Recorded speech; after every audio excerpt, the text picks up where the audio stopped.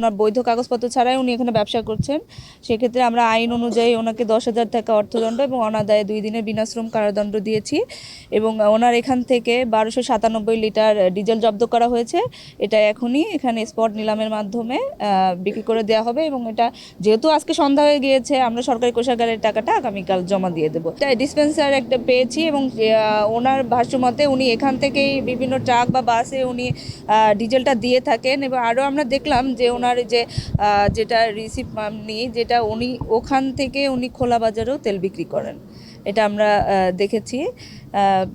আর এই জন্যই তাকে জরিমানা করা হয়েছে মোবাইল কোর্টের মাধ্যমে। বিভিন্ন অসাধু ব্যবসায়ী এবং অসাধু লোকজন যে সুযোগ নেওয়ার চেষ্টা করতেছে, তাদের ধরার অভিযানের অংশ হিসাবে আজকে আমরা এই সলঙ্গা থানাধীন এই স্থানে আপনাদের সাথে নিয়ে আমরা অভিযান করলাম। এইখানে অবৈধভাবে সে প্রায় 1100 লিটার তেল মজুত করে রেখেছে এবং এই তেলটা সে বেশি লাভ পাওয়ার উদ্দেশ্যে সে অবৈধভাবে মজুত করে রেখেছে। এবং আপনাদেরকে আরও জানাচ্ছি যে একই সময়ে জেলা পুলিশের আরও একটি টিম রায়গঞ্জ থানায় এখন অভিযানে আছে।